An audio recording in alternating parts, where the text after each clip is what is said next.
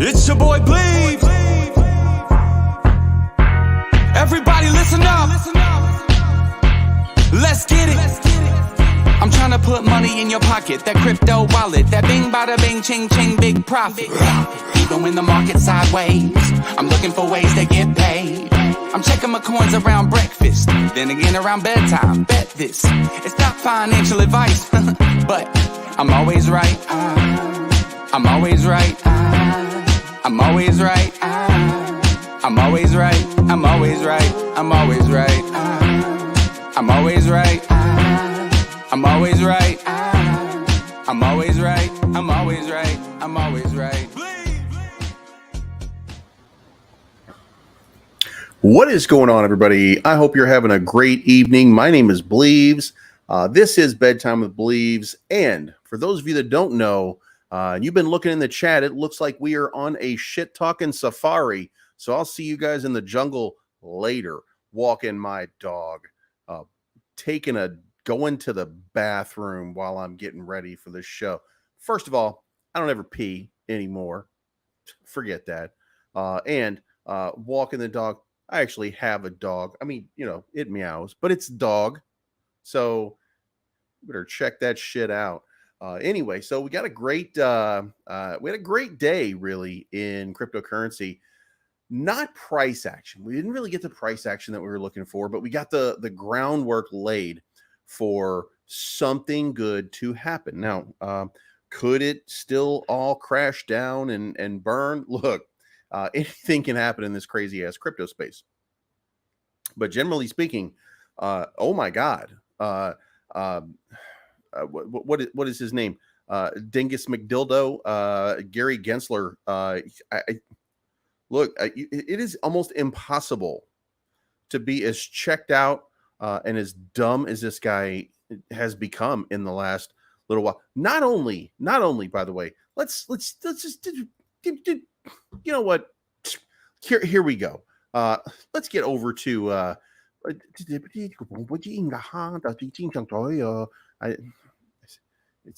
sorry, it's an Asian ritual from my time in Japan.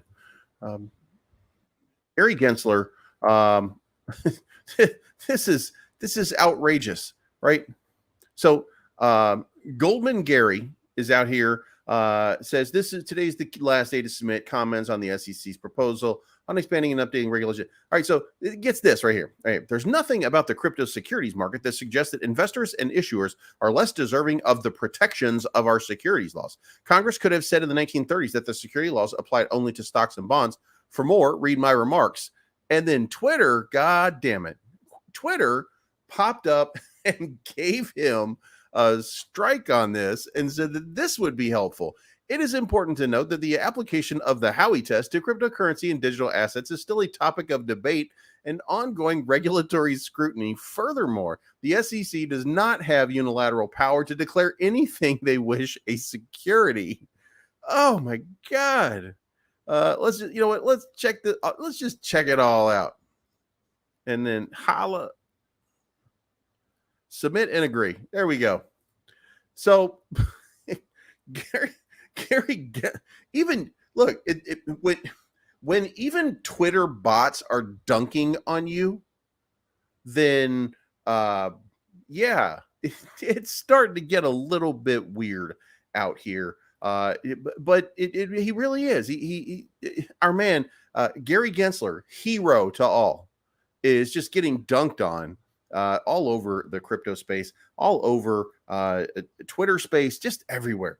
Now, the overnight markets are still a little bit red, not huge, but still red. Now, what does that mean? Generally speaking, that probably means, and I say generally and probably, that they are pricing in what they think is about to happen in the market right now, and they're trying to hedge and not get ahead of themselves. You would think that with a 4% CPI that came out today on inflation, everything starting to look really good, employment still running hot, prices coming down. I got 18 eggs for $2.09. That's down from $7 3 months ago. You know, gas up here is still, and I live near the BP refinery right outside of Chicago, because we have to have that special blend in Illinois. Gas here is about 40 cents higher than normal, up to 60%, up to 60 cents in some places. But like down in Kentucky, I think it's like 270, 280. And then up here, it's almost $4 because, you know, wink, wink. They're running out of gasoline up here. You know, so we still have to deal with that. And being near a refinery, you would think that it would be less expensive, but it's not really working out that way. So weird times. Our liquidity it's just still right in the center.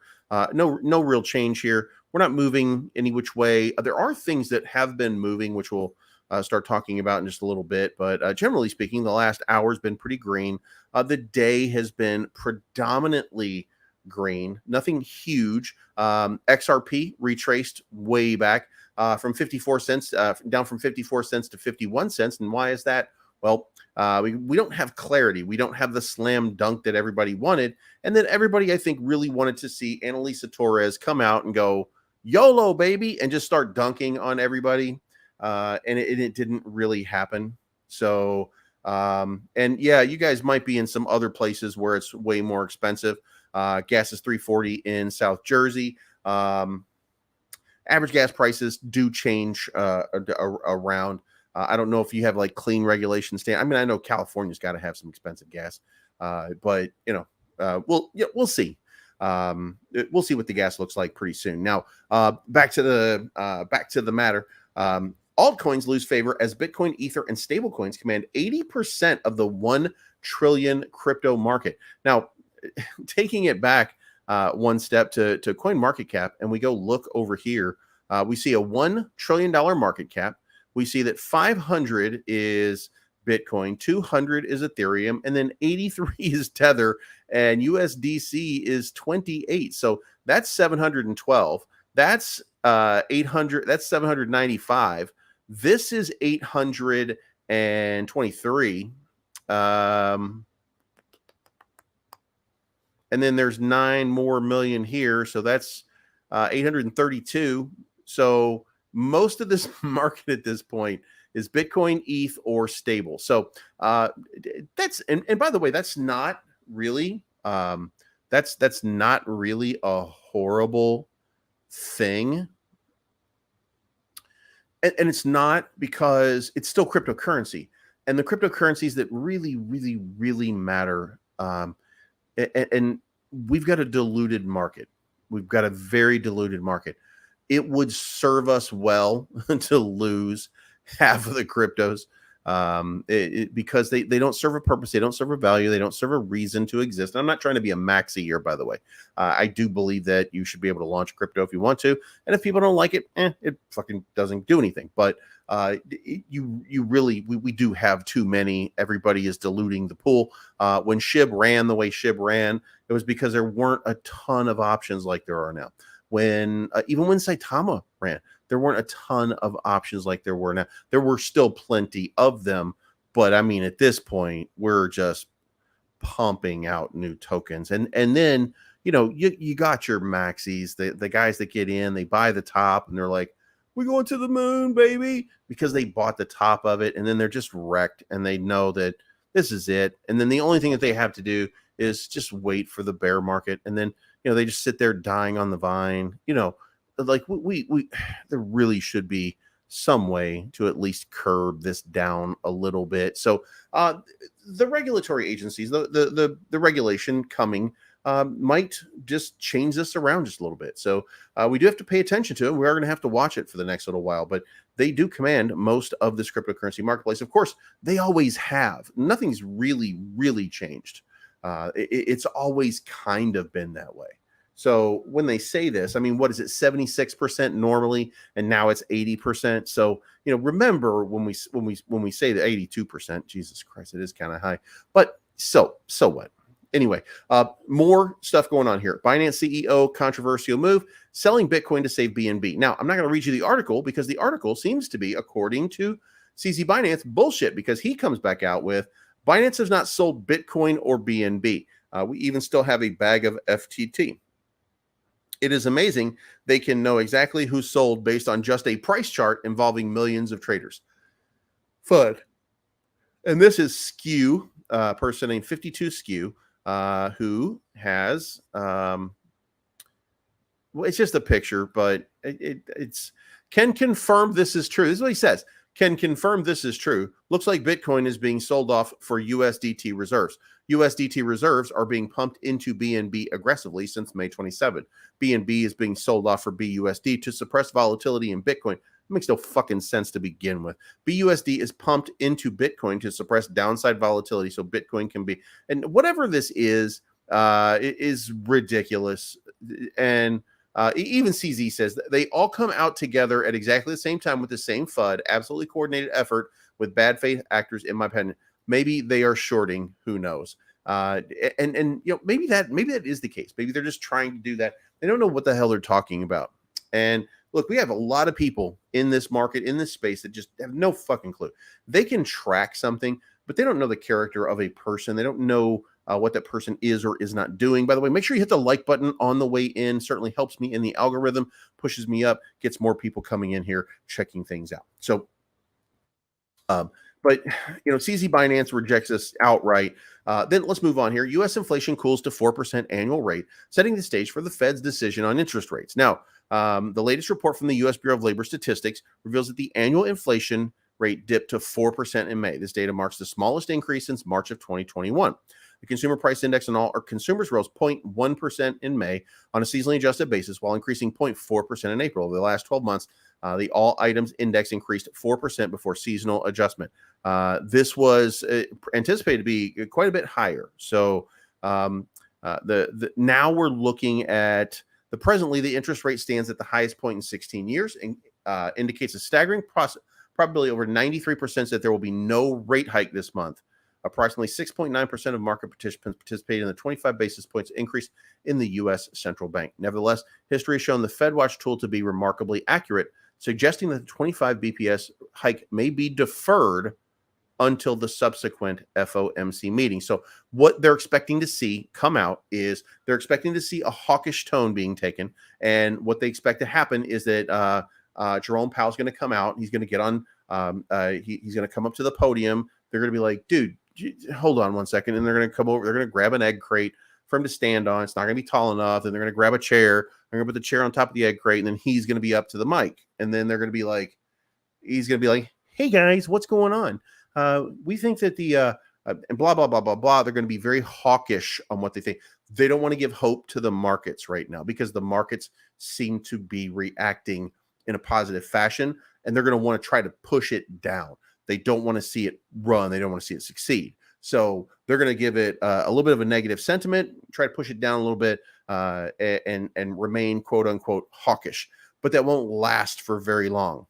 So then we move on here. SEC says it may make a recommendation on Coinbase petition within 4 months. The SEC hasn't made a decision on whether it will respond to Coinbase's petition for rulemaking, and its enforcement action against the crypto trading platform isn't inconsistent with any decision on rulemaking, the regulator said on Tuesday. The SEC hasn't made a decision on whether it will respond. The SEC responded to a court order on how it's currently looking at rulemaking petitions in light of the agency's enforcement action against Coinbase, which the regulator sued last Tuesday on allegations it was operating an unregistered securities exchange. Though Coinbase has argued that the SEC has decided to reject the petition, the SEC said Tuesday it hadn't made a decision one way or another. Now, if you remember, we did talk about this, and the general, you'd hit it. Stop.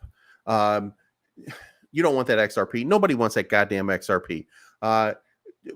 What they ended up saying here is we can take all the time we want. We don't have to respond to you right away. The SEC literally threatened Coinbase with just dragging this thing out longer and longer and longer and longer, which is kind of contrary to what you would want to see happen. So again, guys, hit the like button. We got 69 people watching. 69, dude. How many likes do we have here? Let's go look at the official. Let's go look at the official number and see what the hell you guys are doing over here. He said again.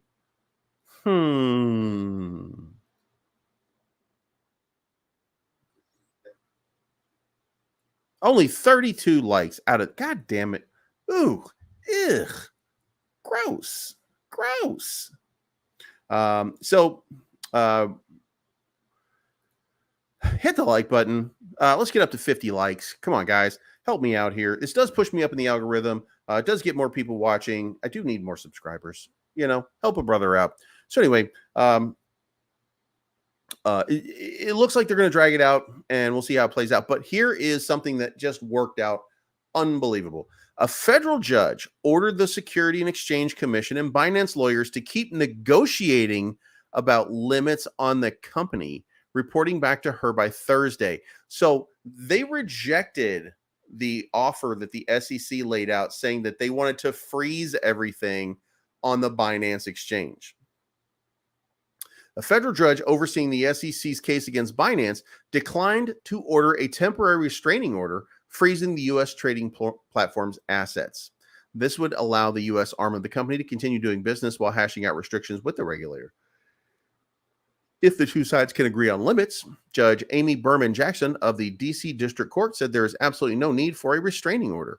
In the meantime, the judge ordered Binance.US to provide a list of its business expenses to the court and ordered the parties to continue negotiating. A status update is due by close of business Thursday.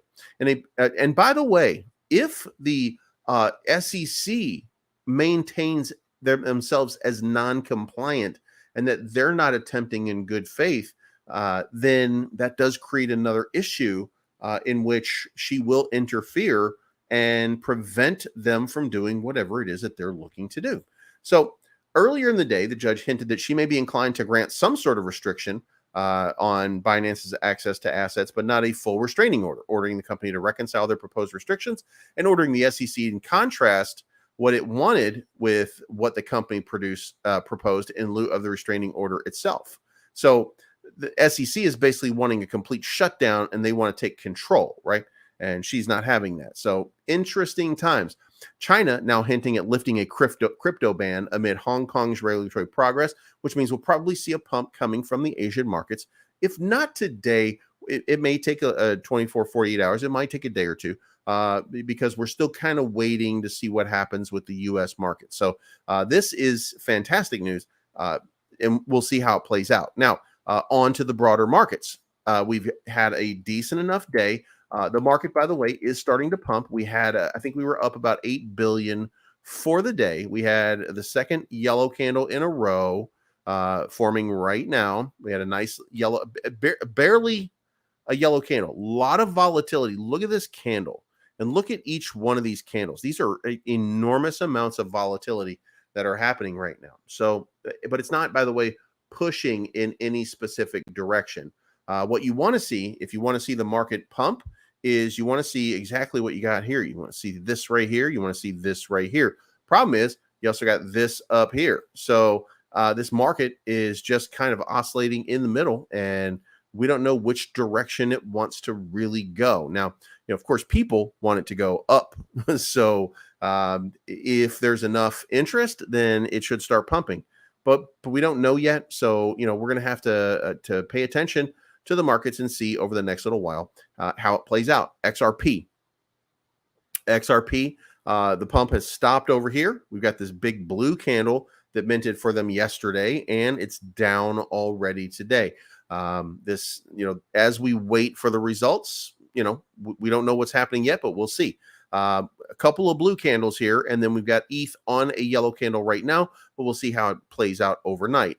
As we come in here, this is, by the way, when we're looking at this and you see one of these gray lines, this is neither positive nor neutral, or positive or negative. It's not support or resistance. This is actually, we're inside a channel for trading, and it hasn't been determined yet whether it's going to be a green or red. So we're waiting to see how this one plays out, and then we'll have a better idea of what the next step is on this one. Let's drop a few of these for right now, and then just focus on these lines here.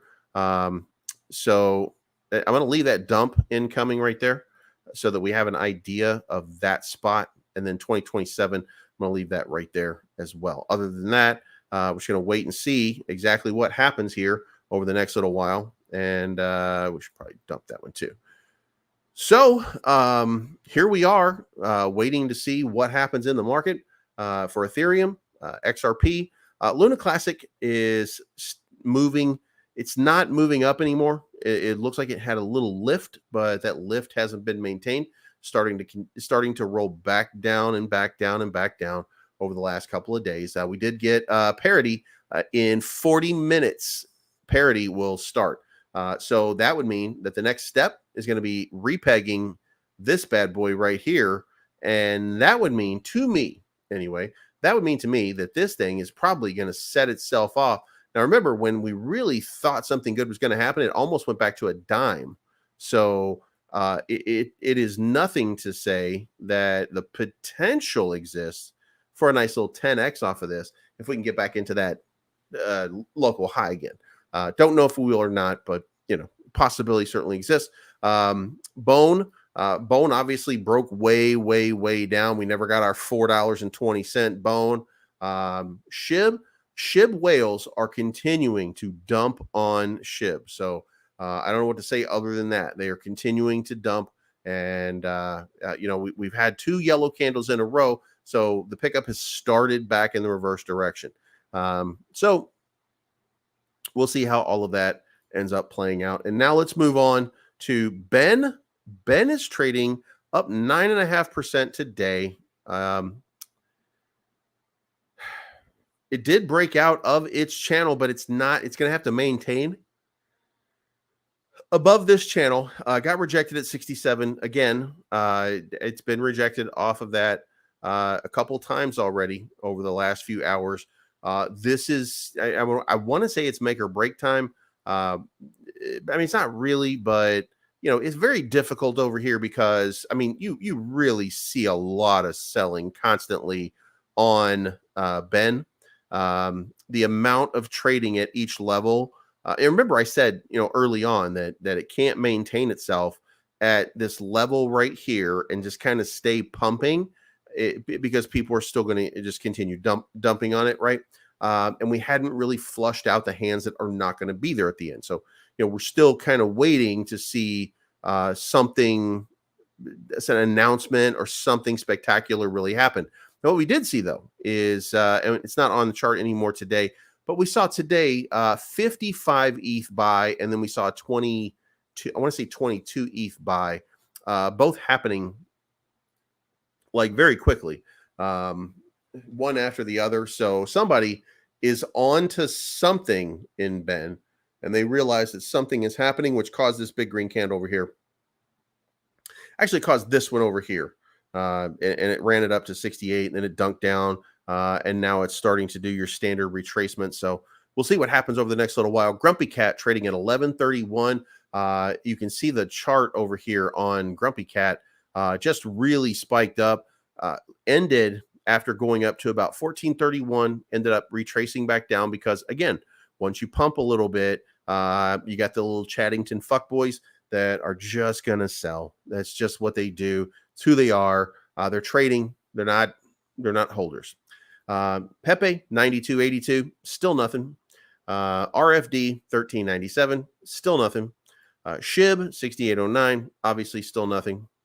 Volt 37.97, still nothing. But it looks like the trend has reversed on Volt. That doesn't mean that it's going to be experiencing new highs. Doesn't mean it's going to be testing new highs.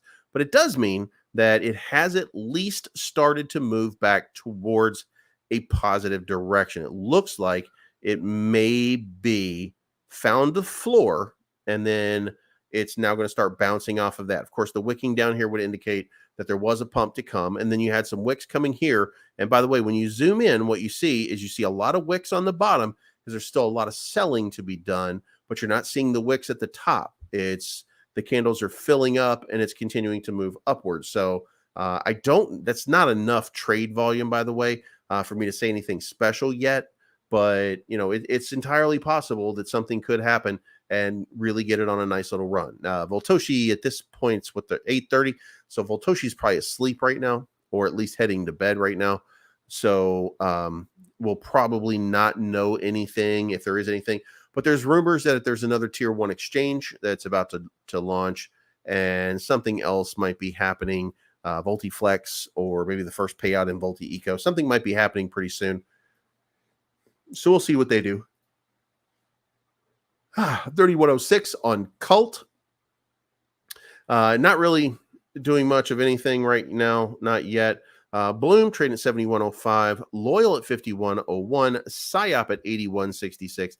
MMAI at 2956. Starting to retrace again. Deconnect down to 2838. 4chan down to 5196.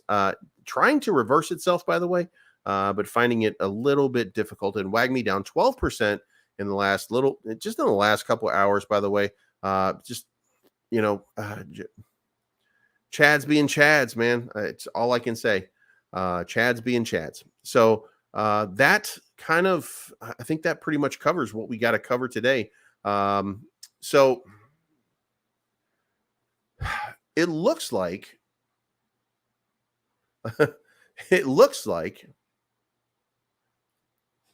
hey, I did my best today. I did my best today. It looks like we've got a great opportunity. We're going to know tomorrow about 1:30 what's going to happen with the Fed. We'll have some clarity in the market. When we have some clarity in the market, we'll know what the next step is, what the next big play is, what the next move is. And then we can have a little discussion about what we're going to do afterwards. And then what we'll do tomorrow night is we're going to take the time and we'll see how the market starts to trend, and then we'll figure out where all these cryptos are going to go. If you don't, make sure that you do have dry powder on the sidelines right now, because you're going to want to ape in as soon as you hear those good numbers. Make sure that you're working smart and not hard. Larry Appleton, thank you for the $1.99. Dollar squeeze chart looking bullish. Let's go take a look at that before we get out of here.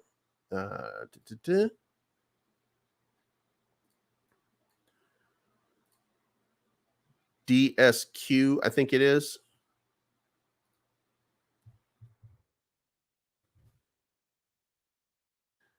Yeah, so we got the dollar squeeze on. And by the way, what I've seen from dollar squeeze has been pretty bullish. They've actually been having a nice little run, really. And it continues. Look at this. It continues to run. And this, by the way, I mean, I want to say that, there's a 24-hour number here that's up about 32%. But I mean, going down here during all of this time from June 1st, let's call it the bottom, June 1st, to up here, 700%. So dollar squeeze has had just a massive, massive sort of run up to a 9.92 million market cap. So kudos to these guys. They're definitely holding on and diamond handing this project right now, and it is paying off tremendously. Buy tax 0, sell tax is 13%. So let's see what happens with these guys over the next couple days.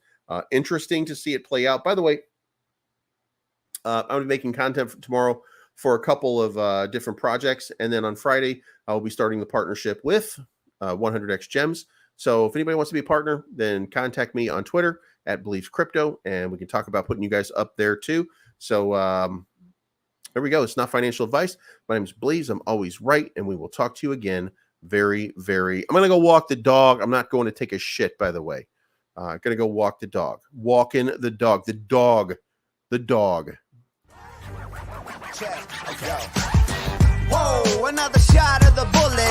Loaded, got complex, cocking and pulling. That bottleneck look like the Loch Ness. What are we doing? I'm about to fall out, boy, and the proof's in the pudding. So, can we forget about the things I said when I was drunk? I ain't mean to call you that. I might